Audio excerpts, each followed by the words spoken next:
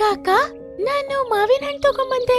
ಆದ್ರೆ ಇದ್ರ ಮೇಲೆ ಗಮ್ ಹಾಕಿದ್ಯಾರು ಅಂತ ಗೊತ್ತಾಗ್ಲಿಲ್ಲ. ನನ್ ಕಾಲು ಅಂಟ್ಕೋತು. ಅದನ್ನ ನಾನೇ ಹಾಕಿದ್ದು. ನೀನು ನೀರ್ನಲ್ಲಿ ಮುಳುಗುವಾಗ ಜೋರಾಗಿ ರೆಕ್ಕೆ ಹೊಡಿಲಿ ಅಂತ. ರೆಕ್ಕೆನ ಜೋರಾಗಿ ಹೊಡಿಬೇಕು ಈಜಕ್ಕೆ, ಗೊತ್ತಾ? ಹಾರೋದಕ್ಕಿಂತ ಜಾಸ್ತಿ. ನೀನ್ ನೋಡಿದ್ಯಲ್ವಾ, ಇಷ್ಟು ವೆಯ್ಟ್ ಇದ್ದದನ್ನ ಹಿಡ್ಕೊಂಡು ಮೇಲೆ ಬಂದಿದ್ಯಾ ನೀನು. ಅರೆ ಹೌದು ಕಾಕ, ಅದ್ರ ಬಗ್ಗೆ ನಾನು ಯೋಚನೆ ಮಾಡ್ಲಿಲ್ಲ. ನಾನು ನೀರಲ್ಲಿ ಸ್ವಿಮ್ ಮಾಡ್ತಾ ಇದ್ದೆ.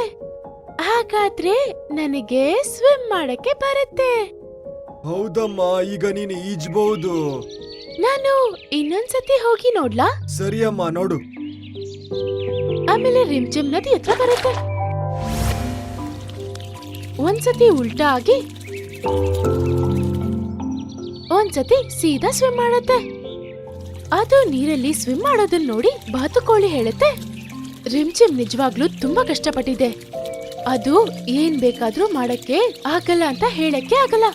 ಅವಾಗ ಕಾಕ ಹೇಳ್ತು, ಕಷ್ಟಪಟ್ರೆ ಎಲ್ಲ ಆಗತ್ತೆ. ರಿಮ್ಜಿಮ್ನ ಹಾಗೇನೆ.